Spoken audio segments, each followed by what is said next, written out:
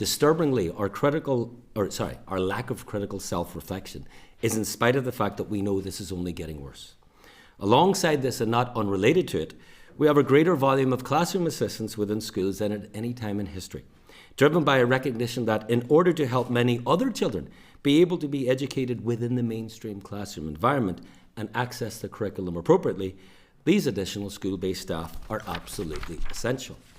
Take away classroom assistants today and the numbers of children requiring places in SPIM classes and dedicated special needs schools would surge dramatically, beyond even the alarming projections already out there, whilst the educational experience of the other children within the mainstream classroom would be significantly harmed and diminished. And at this point, let me say that I firmly believe that we need, as a matter of urgency, to transform our approach to the whole issue of classroom assistant provision. The one-to-one based approach made sense when the number of children requiring classroom assistance was relatively small. In today's mainstream school environment, up to and beyond 20% of children can be on the special needs register, with primary schools having between 20 and 40 classroom assistants employed on a one-to-one basis. I will also say at this point it's crucial, I don't want to be misquoted, I am a school principal, there are always going to need to be exceptions where there are some children who will require one-to-one. But as a general principle moving forward, I think it's something we do need to look at. It would make far greater sense to allow schools the freedom to deploy classroom assistants to meet the acute needs of children as they arise across the school. Our approach to the provision of classroom assistants has sustained and ingrained a culture of the individual, which is detrimental to the overall mission of the school. Whilst I fully understand how parents will seek every avenue to secure additional support for their child, at a system level, we should be encouraging an approach that can best deliver for all of our children, not least in the throes of the special needs crisis that we are engulfed in. Perhaps the most regrettable and wholly avoidable aspect of the developing crisis has been the decision of the education policymakers to substantially increase the bureaucratic and administrative burden associated with special needs. There was a time in living memory for those of us in schools, I'm talking within the last 7, 8, 9 years, when an out-of-class SENCO, special needs coordinator, or vice principal, could be tasked with incorporating within their daily role taking remedial literacy sessions with children at risk of falling behind in the critical years from primary 2 to primary 4. That time is long since past. The job of SENCO involves being completely snowed under with the demands of the education bureaucracy and the repercussions of processes that this bureaucracy has put into place. The annual review process involves a school taking the lead on preparing for meetings that are obliged to take place for all state-minted children. The burgeoning numbers of such pupils in mainstream schools already meant this process had begun to occupy an alarmingly large amount of time. The development of SPIMS has massively increased that workload for the schools, including my own, who answered the call to embrace what essentially amounts to a hybrid school model, where mainstream schools become part special schools. The move away from IEPs and towards the PLP is a grave error that should have been anticipated. It is entirely without logic to have taken the decision to exponentially increase the admin workload associated with each child designated as having special need, whilst knowing that the volume of such children had massively increased at the same time. There can only be one result from that decision, and we are seeing it playing out in schools today, where teachers find they simply cannot manage the PLP process for all of the eligible pupils in front of them with its associated targets, demands for meetings, consultations, and implementation of strategies and actions and reviews and evaluations, all whilst somehow still managing to teach a classroom filled with children. In our school system, a consequence of the manner in which we separate children into different sectors from age 11 means we create a sector which to all intents and purposes consists of the heavy lifters, the non-grammar post-primary schools. The job of the school leader and teachers within this sector was already the most challenging within our system before the SEN crisis exploded in recent years. How we have sought to manage that crisis is only exacerbating the inequalities within our system.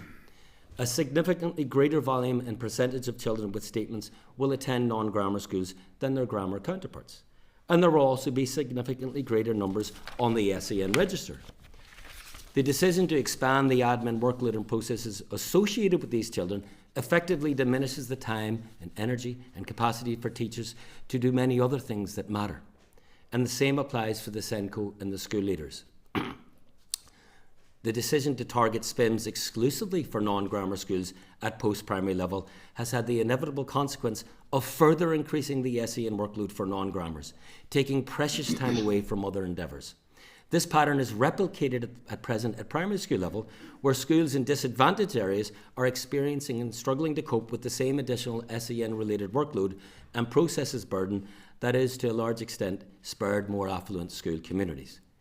We need to recognise the damage that is being done to the objective of effectively tackling educational disadvantage educational underachievement and breaking the cycle of disadvantage by not appropriately organising and thinking through our system-level approach to SEN crisis. The inability of other organisations to cope with the profound societal changes has impacted upon schools too. Those organisations have taken the course open to them in order to reduce their own workload pressures in relation to children, with the consequence being that school staff have been tasked with dealing with duties others have been able to pass on without anyone stopping to think of the impact upon those in schools who are the actual frontline service. Social services offloaded responsibility for organising and leading on the relationship between looked after children, the home and schools, courtesy of the personal education plans. A significant workload demand they claimed they could no longer meet, so it was passed on to schools. Education Welfare Service is tasked with addressing a very serious crisis regarding school attendance figures, affecting the cultural changes required to address the developing chronic attendance crisis amongst our poorest and most academically challenged pupils. In particular, is going to necessitate a robust, efficient and dynamic approach. They are nowhere near there. The catering service within the EA have been facilitated with allowing schools to take on extra admin roles that should logically be fulfilled by those tasked with the job of making and distributing food for the children. School staff should not have to organise and facilitate the entire process of arranging meetings and organising paperwork on such matters. This should be a canteen service responsibility with outcomes shared with schools, not the other way round. The EA transport team, think of this, the development of SPINs has further expanded transport operation in the education system. School staff are being left to complete more paperwork and admin duties to validate claims, monitor and verify pupil attendance. The EA's decision to pay some parents directly to bring their own kids to school has created an additional admin role for schools, as this requires to be closely monitored. EA admin teams, particularly in the post-COVID era, have been shedding responsibilities and duties routinely completed by EA staff onto schools. Wages, once completed by EA staff, are now weekly having to be completed by school principals. Recruitment process now wholly handled by school staff without EA input. School staff now routinely have to input contracts digitally. This didn't happen in the past. But perhaps most worryingly, there is the matter of the changes being rolled out for the peripatetic staff under the cover of the SEND graduated response and LIT teams. Peripatetic support services, even if unwittingly, are in the process of creating further distance between themselves and children on the front line. Where peripatetic support is most beneficial is when the actual time spent face-to-face engaging with a child and developing the specific needs is optimised. Through the process of changes that have been and are going to be introduced, the net result will be less face-to-face intervention from professional teachers who do not have the responsibility of teaching a full class, and more time to prepare admin to give advice and guidance to the class teacher who has the full class to teach. What do we need to do? We need to pull the emergency brake. The PLPs, the annual review process, these need to be streamlined, and considerably so. Processes conceived and devised for a scenario in which a smaller number of children would be involved are simply not fit for purpose in an age where 20 to 30% of children in a school are deemed as requiring special needs. The one-to-one classroom assistant model needs urgently reviewed and a much more effective system put in place which can allow schools to target human resources to best meet the needs of all learners without increasing the admin workload. We need to recognise that the most important and consequential engagement is that between the child and the educator. Consequently, organising our education system and linked bodies in a manner that protects and optimises that engagement is both rational and logically most likely to yield dividends. If the school genuinely is best placed to make a difference for children, then we need to optimise the ability of school staff to do that very thing. And we need to ensure that all support agencies prioritise provision of professional face-to-face engagement between professionals and children. Therefore, strategically utilising the support of linked bodies, to protect this makes sense by taking practical steps, including handing responsibility perhaps back to social services, taking transport admin out of schools and into a centralised and accountable EA structure, enhancing the role and remit of catering, removing the school involvement to optimise precious time for more impactful endeavours. Finally, we need a society-wide conversation seeking to understand why children are changing in the profound manner that has become apparent over recent years. That will inevitably lead to the necessity of addressing what has happened in a child's domestic and wider social environment that has led to the changes we are seeing.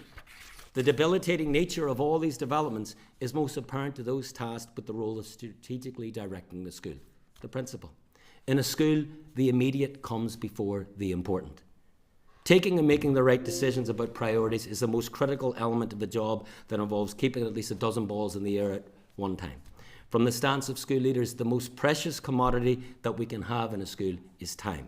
How we use that time is crucial to shaping the school culture, to raising the bar of expectation, to motivate and inspire, to develop enhanced accountability mechanisms and processes, to develop, broaden, sustain academic and pastoral provision, to promote and sustain a high standards culture. All of that requires being a visible presence within and across the establishment, walking the corridors, catching a glimpse of interactions that can immediately be an indicator of a problem or something going very well, being present in the playground, the dinner hall, meeting and greeting parents in the morning and afternoon, the brief exchanges that reveal something about the child's domestic background. Those are not and cannot be written into a daily schedule nor job description, but I defy anyone to tell me that they do not constitute a most valuable aspect of the school leader's role. Decreasing the time the school leaders can dedicate to these core consequential endeavours is not going to improve either the educational experience nor educational outcomes for our children. We need to start recognising what matters and plan our actions accordingly. Thank you. Thank you, Chris. You got through a lot there in your 10 minutes. That's impressive to have got through that so much material in the time. So I do thank you for your initial remarks. I'll ask members just to begin indicating through the clerk, and I'll make a start with my questions.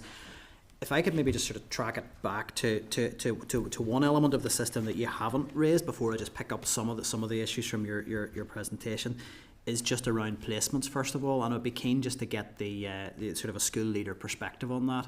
We've heard some evidence from the EA in particular that they seem quietly confident, I think is maybe how I would put it, that they're going to be in a better place in terms of placements for children with special educational needs for the academic year 26-27. And they're talking about very, very sort of focused engagement with schools and school leaders around how to manage that. From your perspective on that, can you give us an assessment of what the placement of children with special educational needs feels like from the school leader perspective? And do you share that confidence that things are changing and moving in the right direction? Well, in the first instance, we need to be clear that when we talk about placements, we're talking about children who are outside of the mainstream, because obviously there are a statement of children who are within the mainstream side of the school. Traditionally, children who could not be taught in the mainstream class environment were at special schools. Special schools there quite simply are not enough places. So over the last number of years, schools have been approached like my own to open up specialist provision classes. This is the fourth year my school has had specialist provision classes. We have 3 classes within the school. Now, I have to say, initially, I welcomed it, quite simply because it was consistent with the Catholic ethos of the school. There are children within the community who require a place. It was with our vision of wanting to be a school that embraced the local community, be there for parents and children. You want to provide that. Now, I had Middletown in the school from the outset. My staff worked with Middletown throughout industrial action, and Middletown only worked with about 5-6 schools at any one time throughout the north, but that's because we wanted to ensure our staff were best positioned to meet the needs of those kids. The difficulty I have seen over the last number of years, as I say, this is year 4, is that there are certain schools that are being asked to shoulder responsibility in certain sectors that are not, to be blunt. And the sectors that the schools that were asked, that seem to have been approached from the policymakers, disproportionately are in working class communities. those also are the schools that if you're interested in tackling educational achievement, you will know that disproportionately that's a greater challenge, both at primary level and post-primary level, for schools who have a greater number of children from deprived backgrounds. If you look at post-primary, the non-grammar sector has 90% of newcomer children, 90% are looked after children as well. In addition to all of the children who are struggling at numeracy and literacy, because that's the basis upon which we have our selection system. So a strategic policy-led decision that leads to the shoulder of responsibility being placed exclusively on those schools, I think is morally wrong. And I think not only is it morally wrong, but it's going to be very detrimental to us as a society and as a system. Because quite simply, schools are human institutions. You cannot put on the responsibility of the school leader, the SENCO, the teachers, everybody, the challenge, which already was the heavy lifting challenge at post-primary level, and then say you also are exclusively going to be where SPIMs are going to be located. So I even noticed the most recent list of schools that have been added to take on board units, still in a very disproportionate way. School communities in working class areas are shouldering that responsibility. That's a helpful perspective, and I'm conscious you're bringing your evidence. You are a working principle, but you're also speaking to system-wide issues, and so I understand there may be a wee bit of a tension there for you, and I want to be sensitive to that. You have taken on specialist provisions, and clearly from your evidence you're going to want to ensure that the absolute best standard of education is provided in those. In terms of the support that came in to wrap around those specialist provisions, and also from evidence from your colleagues as well more widely, do you feel that the support from the EA and perhaps from the wider health system has come in around those specialist provisions in the way that you would have needed it to? I would say there's good people involved in all of this. No one's coming at this with any malevolent agenda. But it's the nature of a crisis that there has been. I mean, I recall getting a phone call, it was mid-May. Do you have spare classrooms in your school? Yes. Can we meet with you in 20 minutes? And over an hour-long meeting, I was then starting a process of getting teachers and classroom assistants who overnight were going to become specialist teachers and specialist provision classroom assistants. That's writ large across the system. Now, I was able to be very proactive, get Middletown, there's Triple ST, great teams who provide competence and guidance to the teachers and classroom assistants. But I have to say, further to a conversation that the chair you led prior to me contributing about safe handling and issues of restraint, and that's a serious issue within specialist provision, that there has not been team teaching training provided to teachers or classroom assistants. My school, we're in year 4 and that hasn't been provided. And those are real valid concerns, that staff want to feel that they know exactly what they can do when somebody is extremely dysregulated. You're dealing with human beings. I as a school leader need to give them confidence. So I think the system is endeavouring to try, but it's a crisis. And therefore when crisis happens, basically a day's training at the Antrim Teacher Centre, and lo and behold, you become the specialist provision teacher. So it's a learning on the job. Now, we're up for that as school communities, but it needs to be handled in a way that shoulders things more evenly across, because we need to be recognising if it's a hybrid model we're going for, then we need to be very, very careful. And that's my fear, is that schools being asked to maybe become overly take on board the specialist provision will lose the ability to focus effectively on the challenges that they have as a mainstream school.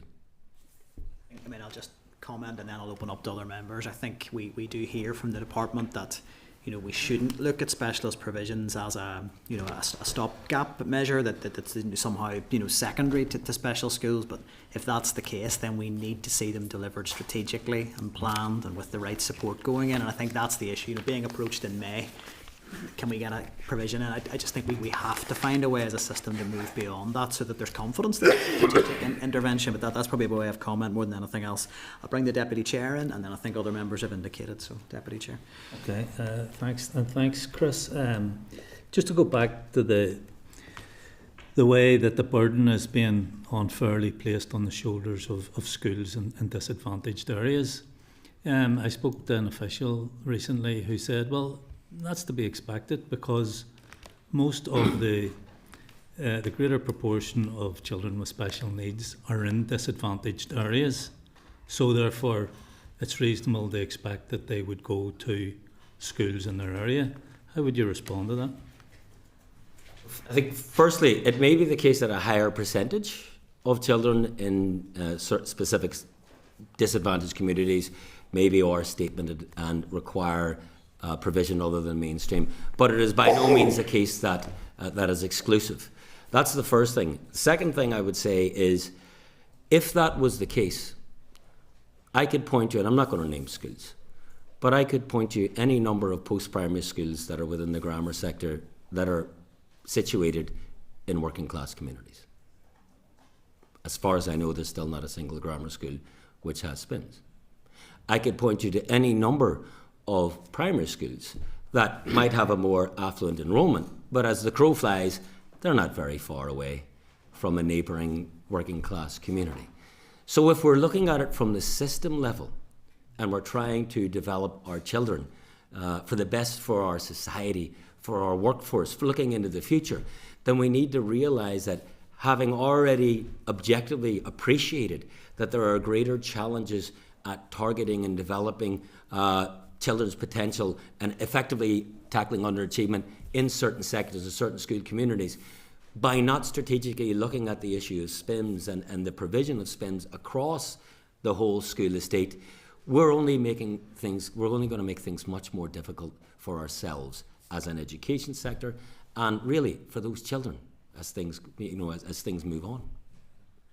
And I agree with the point you made about grammar schools being situated in working class areas. I look at North Belfast on the main Antrim Road, or even in my own constituency in West Belfast, there are grammar schools that don't have any specialist provision. But thanks for that. I wanted to move on to the point you were making about the move away from IEPs to PLPs.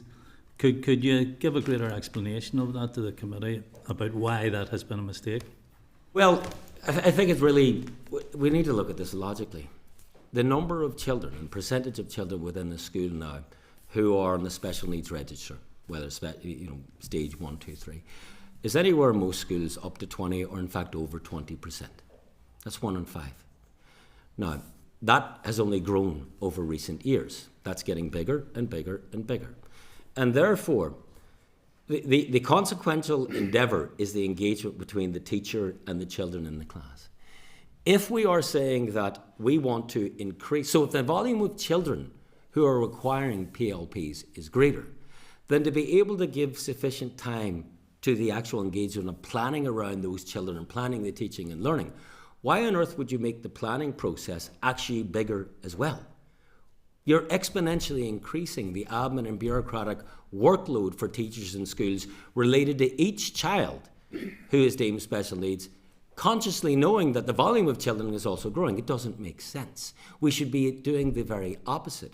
We should be streamlining the actual planning so that teachers can actually get their heads above and look at the issue of broader planning of what they're doing in the class, actually strategically developing how they're going to differentiate within the classroom. And it's not just at the classroom teacher level, it's at the broader school level as well then. Because while we're doing that, we're then actually taking it up to the school leadership, the SENCO, who happens in a lot of primary schools, the vice principal sharing a role. The SENCO part is overshadowing everything. It's taking over so much. And how that manifests itself then in a very serious way is the people on the school leadership level, it's not that they were doing nothing before. They were already doing extremely important things. But the immediate comes before the important. If we have a statutory obligation around PLPs, around annual reviews, then other things have to be sacrificed. And when we start to sacrifice things that we know tangibly make a benefit to children, then at a system level, the practitioners need to talk to the policymakers and say, we need to pause, we need to realise there's people doing things for a reason. They're, rationally maybe looking, but they're not realising the actual practical manifestation of this at school level is causing immense difficulties. Chris, could I just ask another question on it? A real brief one, just on the timings. Yeah. Just in terms of the crisis that you've outlined in our school system at the minute, do you think the Minister's RAISE programme is going to help or hinder that situation? I suppose that the remit of the RAISE programme was around tackling underachievement. The issue that I would have around that is the RAISE programme's eligibility criteria jettisoned under the traditional approach, which was linked more closely to deprivation indicators. We know across this society the deprivation indicators have unfortunately continued to be robust. Look at the multiple deprivation measures. Unfortunately, year to year, decade to decade, they haven't changed much. So moving away from objective criteria, which was linked to deprivation, meant that schools that would have been benefiting potentially from this support are not.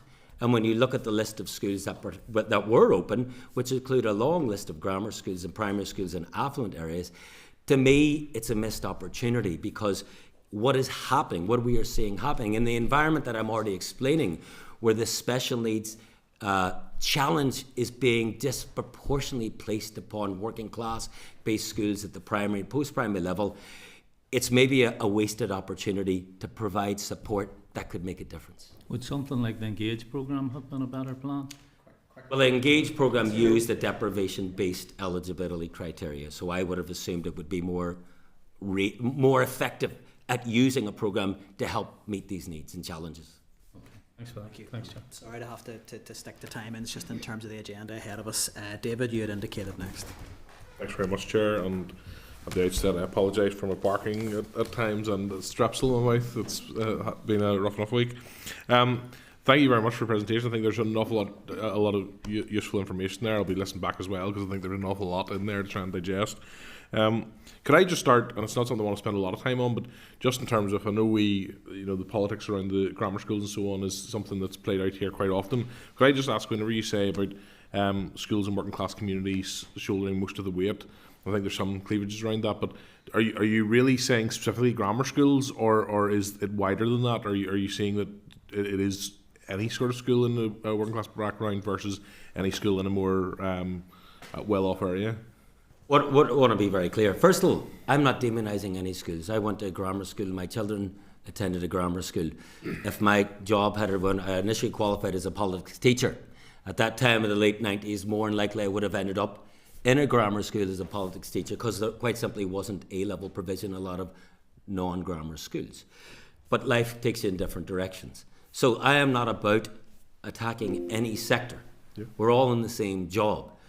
The difficulty with how we are meeting the specific special needs crisis, if I'm answering the question right, Mr. Brooks, is that the SPIN provision is being disproportionately, the classes are being opened exclusively at post-primary level in non-grammar schools. At primary level, in a very disproportionate way, in schools in working class communities, whether that's on the Shankill or the Falls, doesn't make a difference. It's the working class communities. The difficulty in that is when we're looking at, and I know people in the members' party have written about underachievement, have a policy on it. We know that those same schools disproportionately have the daunting challenge of trying to target and tackle and eradicate underachievement. So getting them almost exclusively to shoulder this additional challenge on a human level is very, very challenging. And each from a school leader level down to teacher level, it just means that it's making it much, much more difficult. And therefore at a system level, looking at how we're managing that, to me, is just important. And I have some sympathy with that element, and of schools in my own constituency who would say are reflective of that. Some of them, it has been a benefit to as well as a challenge, in that they had low numbers, and they don't now, because it's not what I would say as resource has to follow the challenges in that regard. So some sympathy with that. You commented on the and you can correct me. I know you said you didn't want to be misquoted, so you can correct me if I'm wrong here. But the sort of the unsustainability of the sort of one-to-one model as it is going forward with the growing numbers. Could I just ask you, from your sort of lived experience as a principal, what do you think could be done going into the future? I know that there'll be other policymakers looking at international examples and so on, but from your own perspective, do you think there's anything that could be done to improve the way that operates going forward, or other models that could be looked at? I think in the first place, I want to be very, very careful on this. there are children who require Absolutely. very close provision and support. There are other children who may indeed require it, but from the leadership perspective at the school, maybe class teacher, school, system level, it may be the case that providing a classroom assistant who is there to help for a number of children within the class would be a better management of that resource. Not only human resource, not only that, what might happen over a period of time is some children may become more regulated, may become more able to readily access the curriculum, in which case the school would like the ability to have that classroom assistant to be able to move to where another child, for a variety of reasons that happen in children's lives, has become dysregulated, instead of going through the whole process. So I think it's important that we start to look at it strategically. We also have to realise this is a £400 million investment we're making annually in our schools, and it's only getting bigger. And the one fear that schools would have is that people talking about moving away from the model actually is EA code for getting, reducing the volume of class. I think I was clear in my report, I'll say it again. If we were to do that, we would be creating severe problems in schools. We need to realise that the provision of classroom assistants along teachers is allowing a lot of children to continue to be accessing the mainstream provision. That speaks to the societal changes that I'm talking about as well, which we haven't even begun to address here. As a society, we're not even talking about why it is that we need special needs nursery classes. Why is it that a greater number than any time in history cannot access a mainstream class? And I don't think that... Final comment, David, just to... Yeah, I don't think seeing it through the prism of either from people who want to reduce the number of classroom assistants, seeing that as an aim or a way to do that is valid, but equally I don't think we should focus the entire debate around that issue, because I think that's not how we should frame it. We should be looking at, are there more effective models, and are given the amount of money that we have or are likely to have in future, how can we help our children in the most efficient and beneficial way? So some agreement with you on that. Thank you, Chair. Thank you, David. Michelle, you'd indicated next. Thank you, and thank you, Chris, for the evidence. You've passion and authority in terms of talking about this issue has come across really strongly. I want to ask you one question, first of all, from your briefing that you sent over that caught my eye, just to get some clarity from you. So you said the failure to appropriately utilise other public organisations, both within education and other departments, continue to diminish the capacity of schools to function in an optimal manner. So we know schools are being asked to do more, and you've made that very clear today in terms of the changes.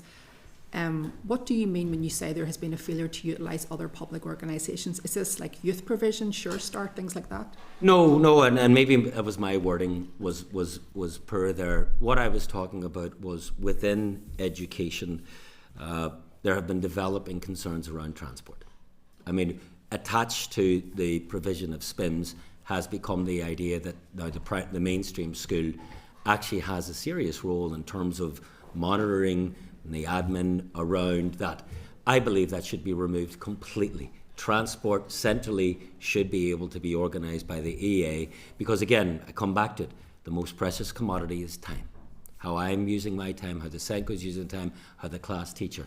And if more and more time's being frittered away. So catering services too. Globally, the EA, the education policy makers, need to realise we have more children than ever before with allergies and diet concerns. But why are we not dealing with it centrally, like we do for a provision of applying for free school meals, asking for central uploading, take it out of the school so that my time and the SENCO's time, my equivalent in every school, by the way, is not having to be moved away from the endeavour that matters the most. These are serious issues around diet and allergy, but what I'm saying is at a system level we need to look at that. I also think around, I made reference to education welfare. I think there's a transformation process happening there, but I think it needs to be expedited. I think we are by not being much more effective in asking the awkward questions at a system level of parents. I've a long experience of this, and this is in no way, this isn't about talking about bad parents. That's not what it's about. Because when you push that door open, right, I've gone to people's doors as my capacity as vice principal or principal. Very often you meet a broken mother. Very often.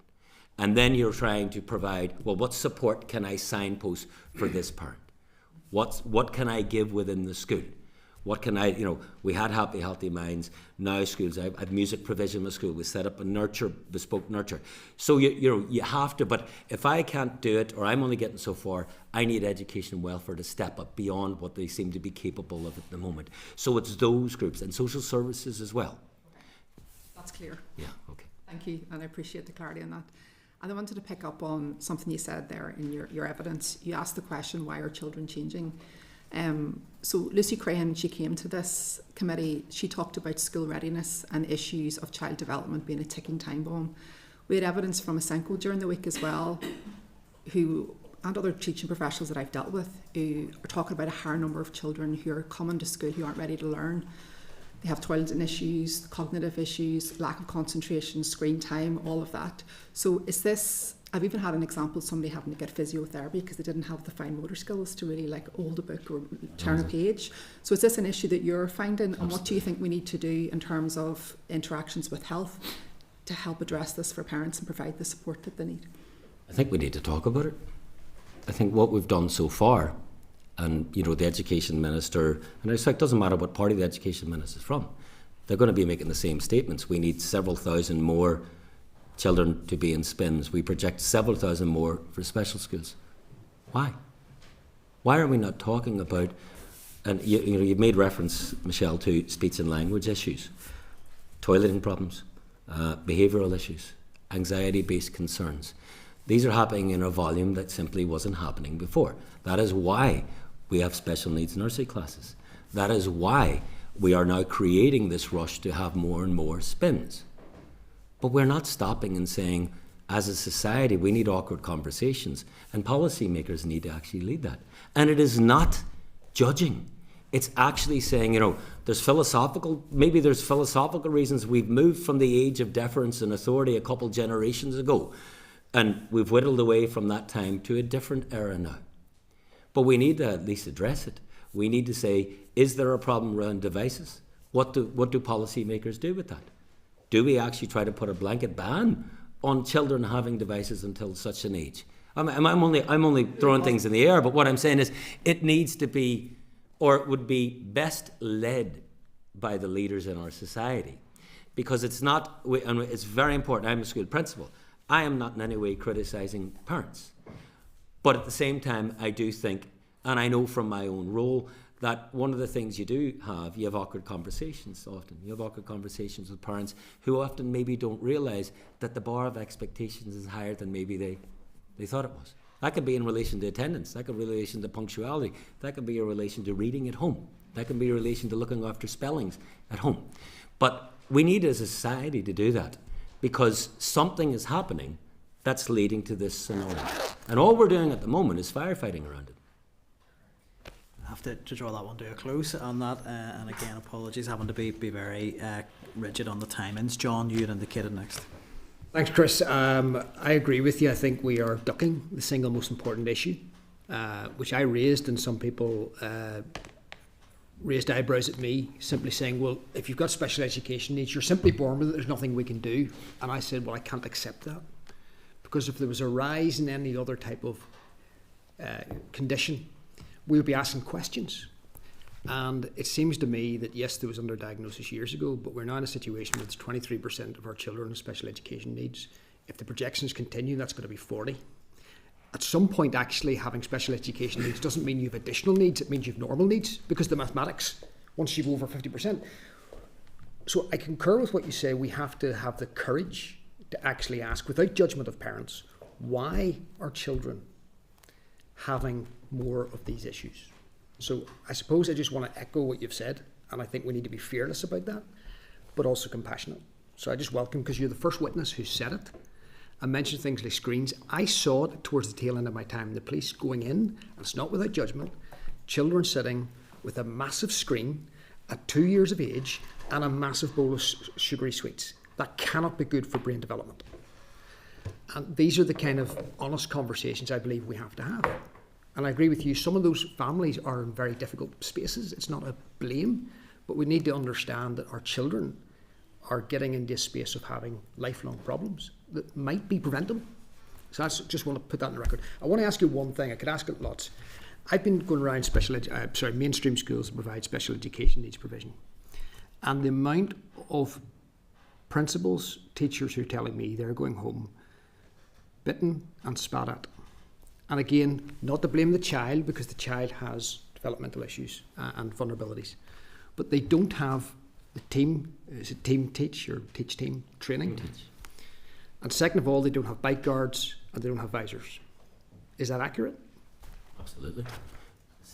What I made a reference earlier to the chair that I had been inquiring recently of the EA, why can I not access team teach for my staff? Now, I'm led to believe that up to now that has only been offered to special school staff, but that later this academic year they're going to introduce that into special provision. But that in and of itself is a concern, because we have identified specialist provision is essentially an extension of special schools. These are children who we believe cannot be accommodated within the mainstream class environment. So therefore we should be seeking to train our staff, teachers and classroom assistants, so they feel most confident in appropriately meeting every challenge that they have with children. Can I say one other thing? It's just really, really important. Special needs parents do a fantastic job. And it is, when you've sat with parents who are at the end of their tether, and I'm sure as public representatives you all have, and people who, we have the children in our school, and it's a blessing, a privilege to have children in school with you, but a parent's responsibility is 24/7 for children. And, what I want to make sure is I'm in no way diminishing the fact that the role and the obligation and the duties and responsibilities that special needs parents have is immense. And in an overwhelming sense, parents endeavour to meet that. But at a system level, we need to see how we can help. And part of that help is to talk to people and see if there are cultural changes or societal changes that can benefit us all. And I just concur with that. I mean, I have family members with special education needs, and I know the parents, it is a very, very tiring responsibility to have.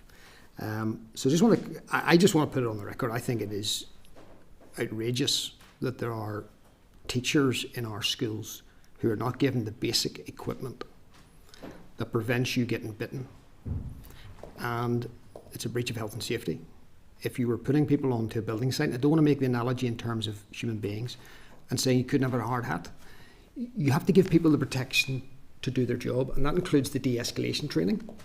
Or if you have to restrain a child because they're going to actually injure themselves or someone else, you've got to have the equipment and the training.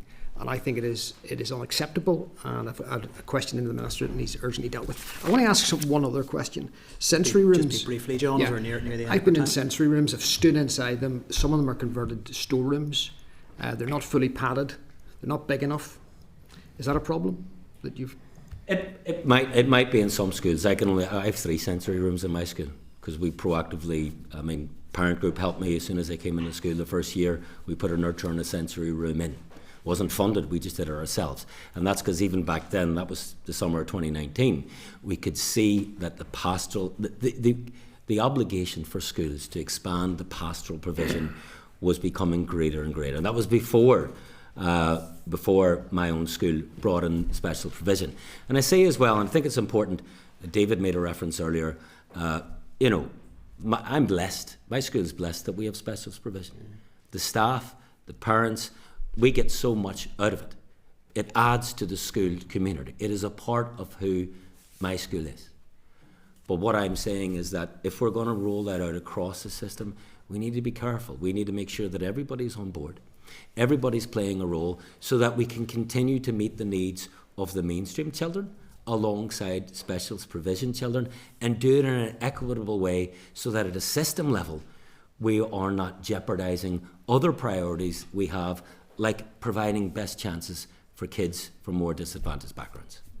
Thank you, and I'll draw that to a close just in the interest of time. I would like to speak to, and I'm really glad actually, Chris, that you finished on that note with that line of inquiry, because I think it's really important, I think, that we're clear that nobody around the table is saying that the children with special educational needs are a problem to be solved. I think that the problems for me exist at system level failure to equip schools to meet the needs, and system level failure to support parents through the process of managing all this. And I want to put that very clearly on the record.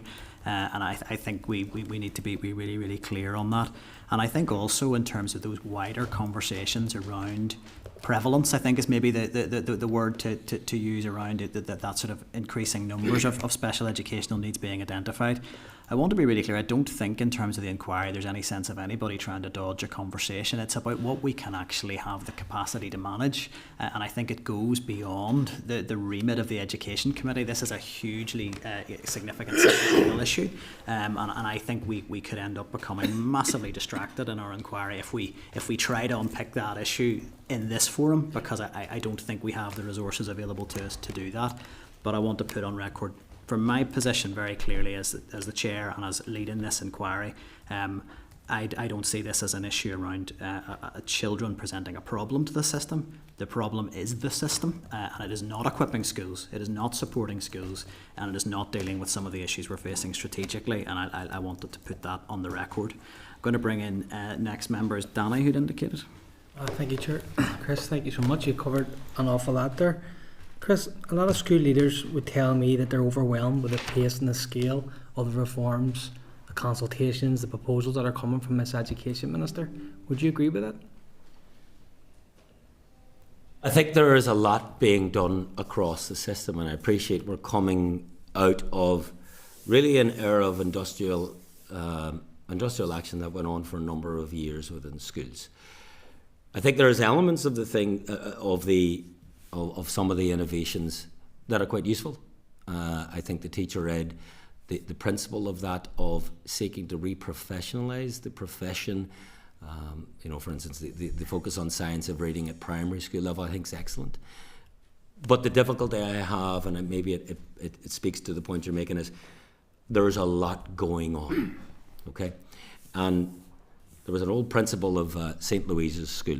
You'll know St. Louise in the Falls Road. I forget, she was a nun. I forget which her name. And she had a famous saying, and a number of teachers who taught under her for years kept saying it to me: do less, do it better. And the problem we're seeing in education, you're not going a week without hearing that there's a new consultation. We're being hit at primary school with the return of the end of key stage assessments.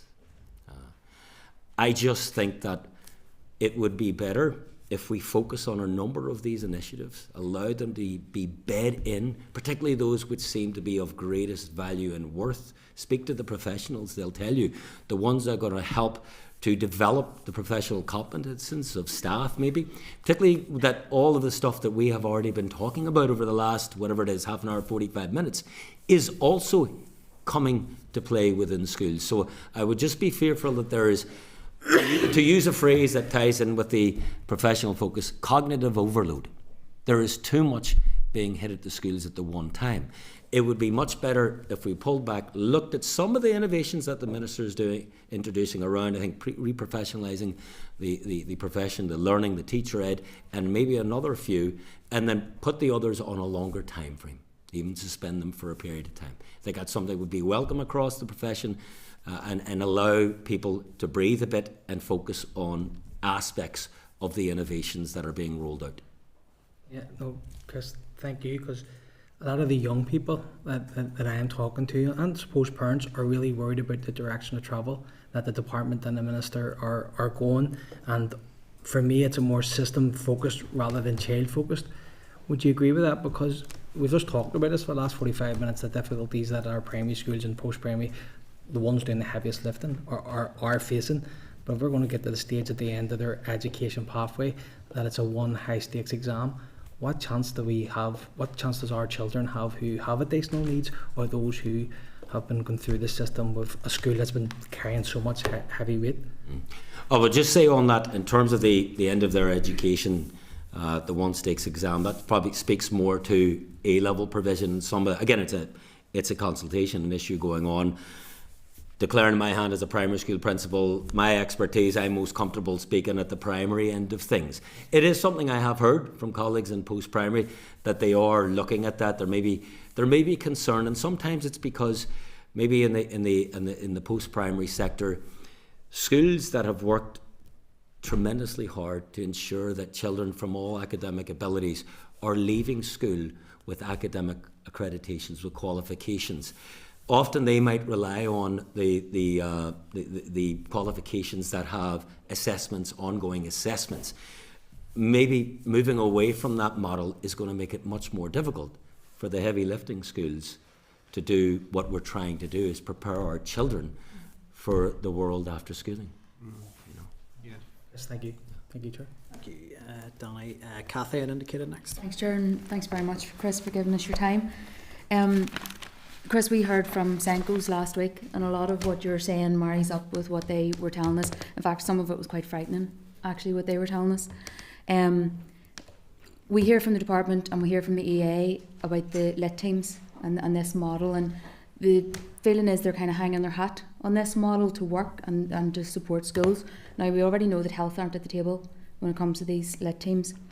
There's a couple of things I want to I'm hoping you can clarify for us. So we were told, or I was told, that last week the EA sent an email around schools asking the schools to detail who their point of contact was in the EA for each department. One of them was who their lit team contact was.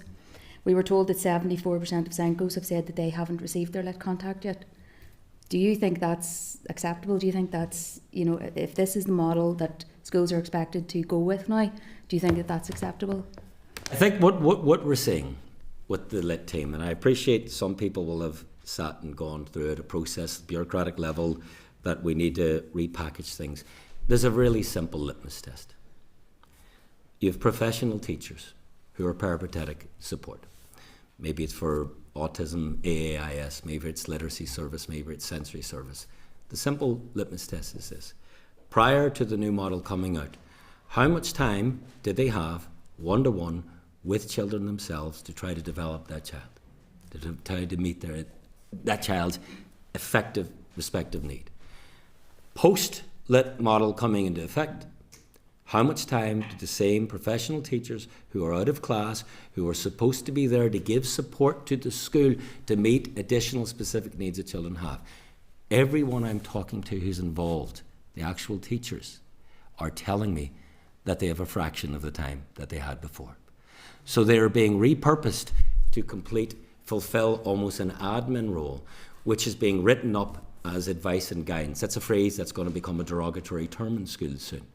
Because my teachers do not need to get an action plan from somebody else telling them what they need to do while they're teaching the other 29 children with one child.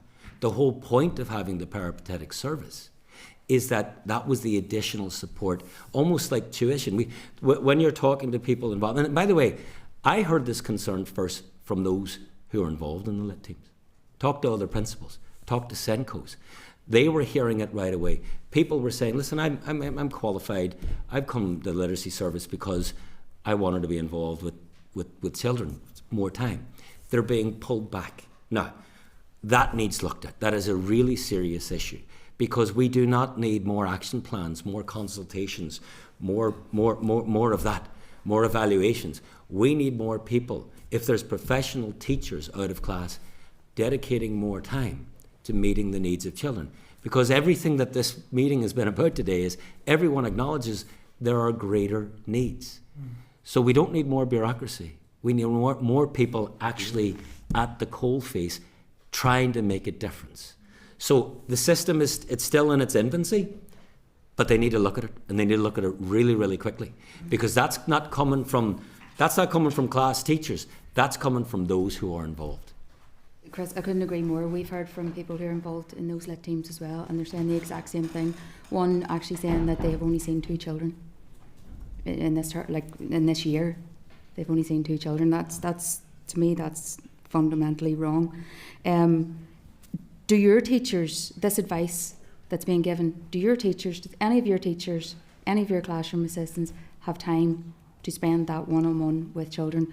We're being told that that's what these literacy teachers are supposed to do. Is if they can't find a teacher, they have to go find a classroom assistant. If they can't find a classroom assistant, they have to go to another class, find a classroom assistant who can deliver this. Do you have any free staff who could deliver this? Schools are incredibly resourceful human institutions. At the end of the day, we're there to try to meet the needs of kids. So I pay classroom assistants to stay behind. often. I pay teachers. You'll do different things to try to meet the needs after school. But that's a drop in the ocean. That's not a professional teacher coming in. Yeah. That's not a substitute for it. We need what was in place prior to now. Because you don't. If you are a class teacher, I have a class teacher who's got 4 classroom assistants in the room with him, and a number of other children who are on PLPs. And that scenario is rolled out across very many schools. That is not uncommon anymore.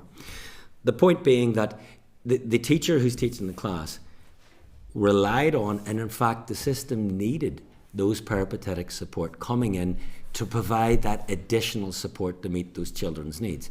Any new model that takes away from the most consequential engagement, which is the teacher with the child, needs looked at urgently.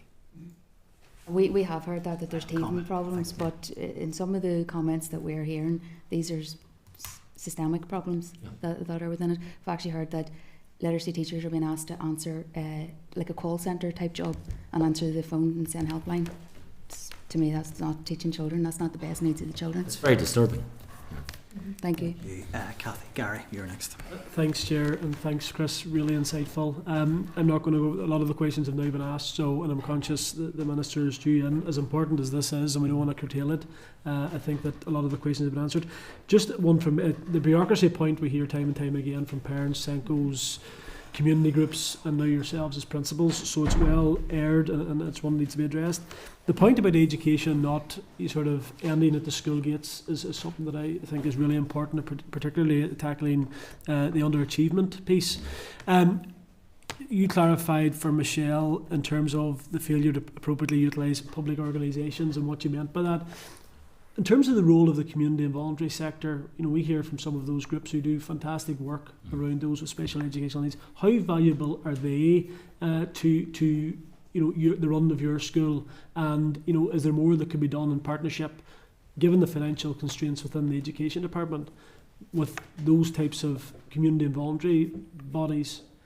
I think organisations play a great role in community. I think part of the issue, if you speak to the point I made earlier about we need to ask questions about what's happening in society, I think that's where it's most important, Gary.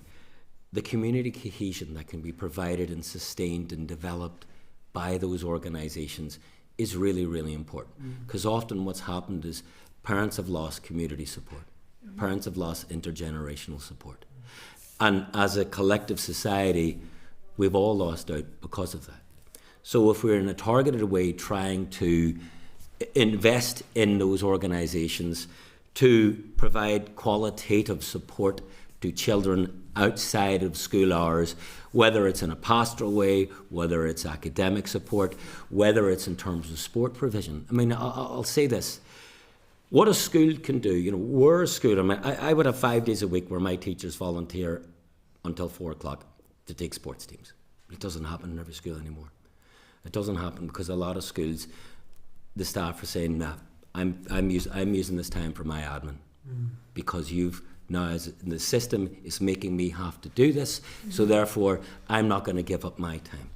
What we lose as a community from that is immense. You want to talk about male role models? See the Gaelic coach that 2 guys I've got 2 days a week, one for the girls, one for the boys, who take the kids out. See some of the kids in the backgrounds I know and what they're getting out of that. We see some of the comments that they're making, the changing behaviours. Now, you could say, actually, you can get a private company to come in from 3 o'clock, but it's not the same. That's a coach coming in, no connection with the child. So we need to protect what's valuable. And we need to actually, first of all, recognise what's valuable. So talk to the people who are telling you what's valuable and then see how we can protect that. Because sure, the school can't do it alone. You need the community organisations. We need sporting organisations. We need, whether it's rugby, GAA, soccer, they can help. I've got them all in with me. And it makes a difference. That will go some way to addressing the wider societal challenges that you're talking about. Thanks, Chair. That's fine. Thank you. Gary, so Cara, you're Thank you, Chair. I just have the one question you'll be happy to know. Chris, thank you so much for being here. You can really tell your passion and your expertise when it comes to supporting these children. My question is just around emotional-based school avoidance. When I spoke with a number of parents in my constituency, oftentimes it was when a child had, autism, ADHD, severe anxiety, they're missing school, and when they SENCOs within the school tried to get support, they weren't getting adequate support to keep the child in the school and feel totally left behind by the EA, the department, the minister. I'm just wondering, I'd imagine you've seen this in your own time as principal over the past 26 years or so. What's the one ask you would have from the Education Authority to improve their engagement and get those children back in the learning environment, back in our classrooms, and get parents as well the support that they need? On this, I'm going to be clear. I was not supportive of adding the new attendance code around, which came into effect over the summer. Mm-hmm. And I tell you why. Because if a child is not in school, they're not in school. And they're missing an important, not just academic opportunity to develop, but the social element of that. I think, and it's I'm very familiar with this scenario, okay? Mm-hmm. I would deal with this regularly. The conversation that we have with parents is along the lines, if we get the child in, we can help. Mm-hmm. If you're not pushing through to get the child into school, then the same scenario is going to arise and it'll continue. And that is a very delicate conversation that's had very regularly. But that's where I think the societal conversation needs to be had, because we're getting more and more of the emotion, anxiety-based concerns. Mm-hmm. There are, I've dealt with this throughout my career. You get it a lot in P7 this time of year. Mm-hmm. It's anxiety around the transfer test. Mm-hmm.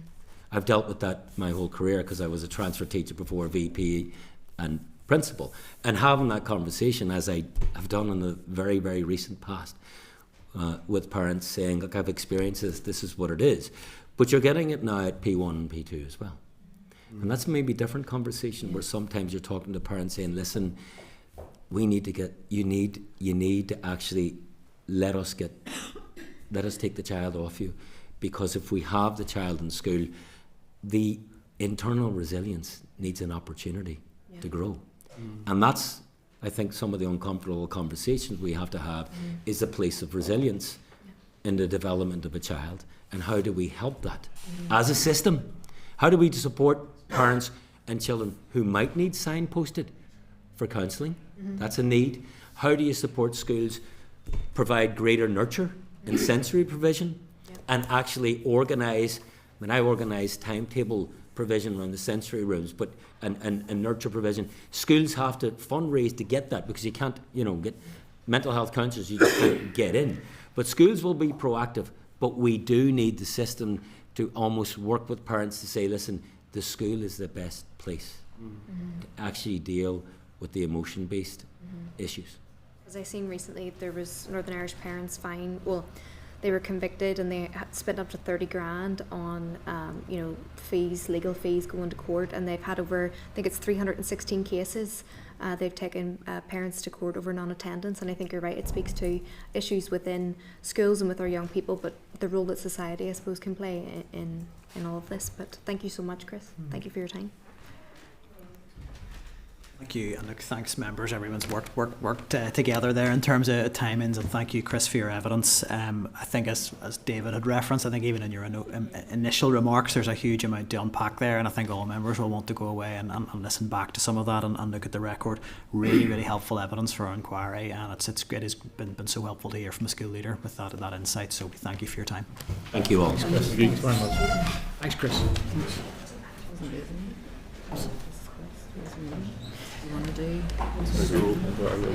So we're just going to get the room ready for the Minister and the departmental officials to come through. I can see I think other members are nipping out. I'm going to suggest we maybe turn the live feed off, 25-minute comfort break, and then we'll get into the evidence session from there. Okay. Committee Room 29. Sound.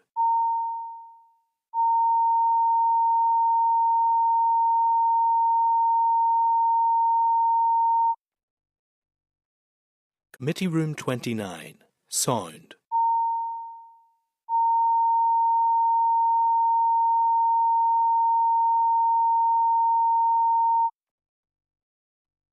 Committee Room 29. Sound.